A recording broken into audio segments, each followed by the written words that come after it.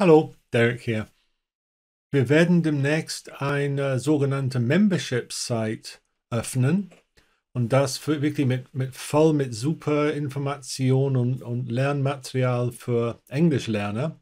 Und Teil davon ist eine Frage-Antwort-Session jede Woche, sogenannte Q&A, für Questions and Answers.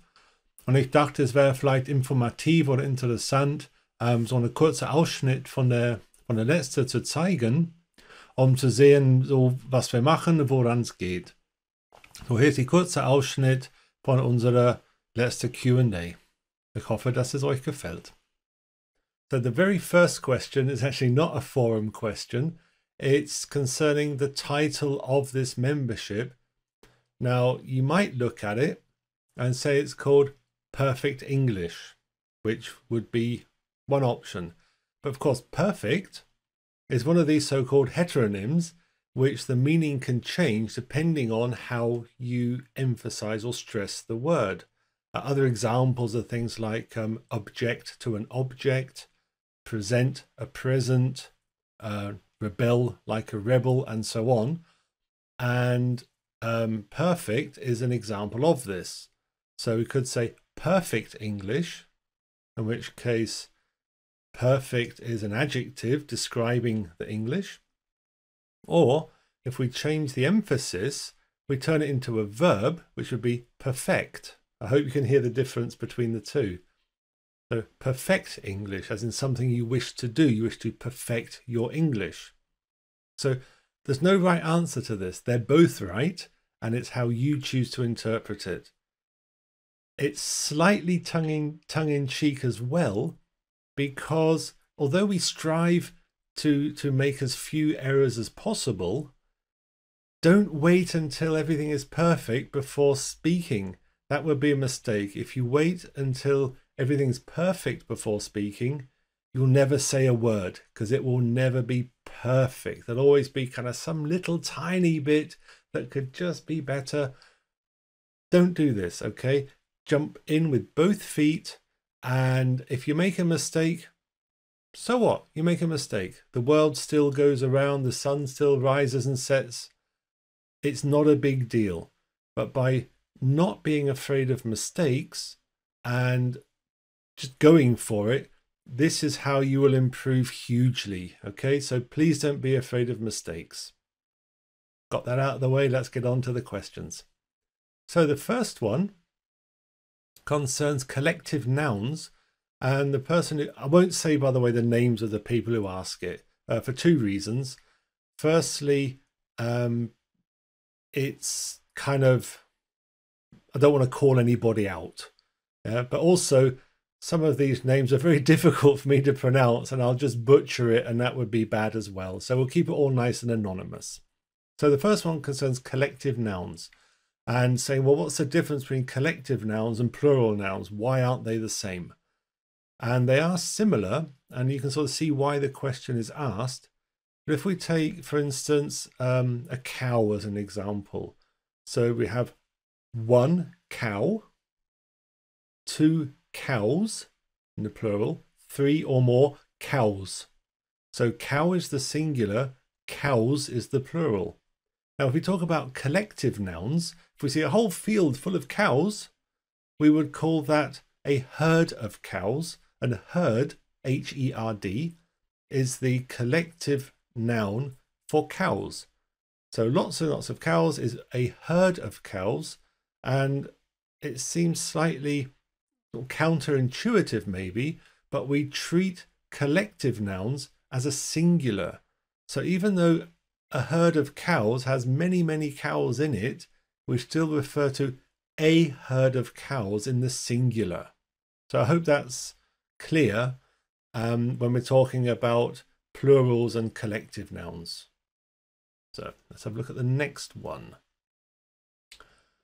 Someone just wanted to check that the I, as in I think, or me, yeah, I is always uppercase and capitalized no matter where it's used in the sentence, and just wanted to confirm, yes, this is 100% true. There are no exceptions to this, which is very unusual for English.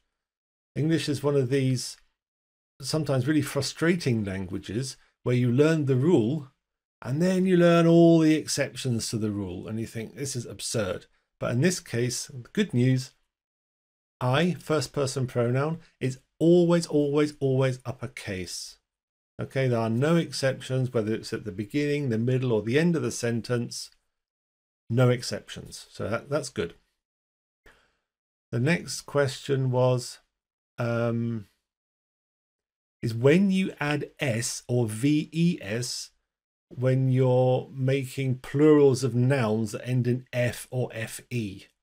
And in the lesson, I really gave some guidelines and said, well, you know, usually it would be this, usually it would be that. But again, you can always find exceptions, these dreaded English exceptions.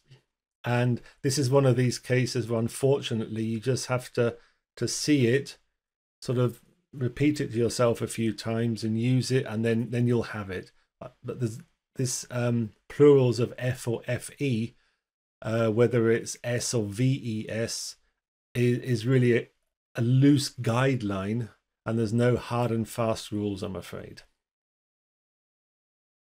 The next one to do with pronouns.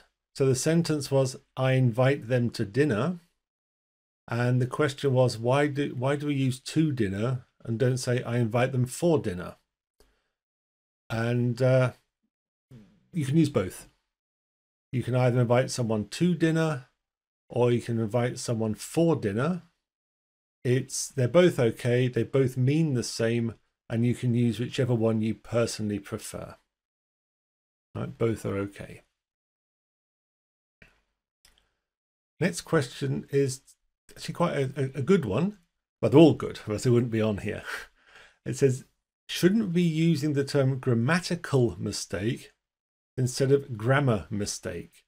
And it was asking out of curiosity because they've always been using grammatical mistake.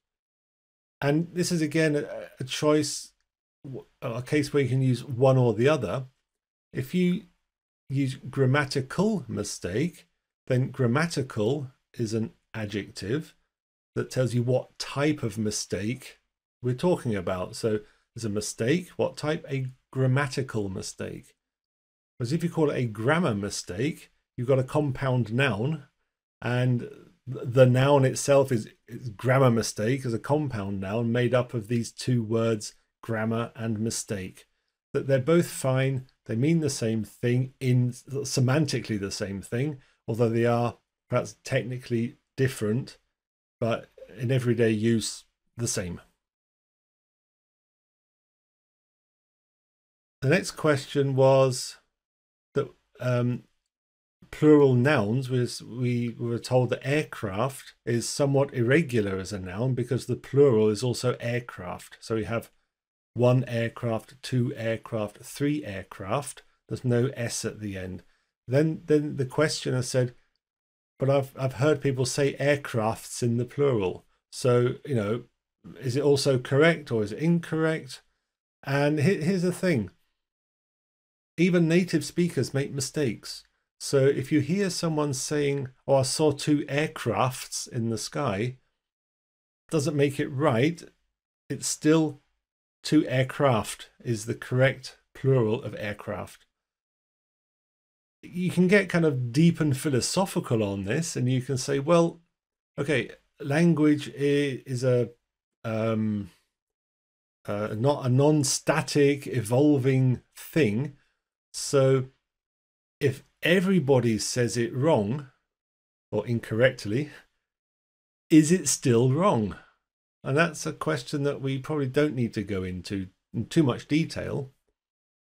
There is, for instance, and to do with like an evolving dynamic system, if we take the difference between who and whom with an M, the word whom will probably disappear within the next 50 to 100 years. Even these days, people still use it incorrectly. There's a little trick to tell the difference, is that the M in whom matches the M in him. So if you can answer the question with a he, then you use who. If you can ask or answer the question with a him, then you use whom. So you could say, who is that? Yeah, you could say, he is my uncle. So it's who is that? If you were to say, we're talking about lending a book, and the answer would be, I lent it to him, it would be, whom did you lend the book to? And this is really sounds modern days really archaic, and these days we don't tend to use it. Nearly everyone says, who did you lend the book to? So again, you get a bit philosophical. If everybody says it incorrectly, is it still wrong? In this particular case with aircrafts in the plural, yes, it's still wrong. As long as you understand what people mean, that's okay, but please try and use it correctly. War es interessant? War es cool? Wenn du selbst Fragen hast, die vielleicht in der nächsten Mal beantwortet haben wirst, einfach in der Beschreibung eine Frage stellen. Könnte gut sein, dass wir das benutzen und ausführliche antworten. Ja, wie immer, like, comment, share, subscribe, die üblichen Dinge, was heutzutage verlangt wird. Wenn das euch gefällt und gute Resonanz ist, dann werde ich jede Woche so eine kurze Ausschnitt von dieser Q&A machen. Bis demnächst. Tschö.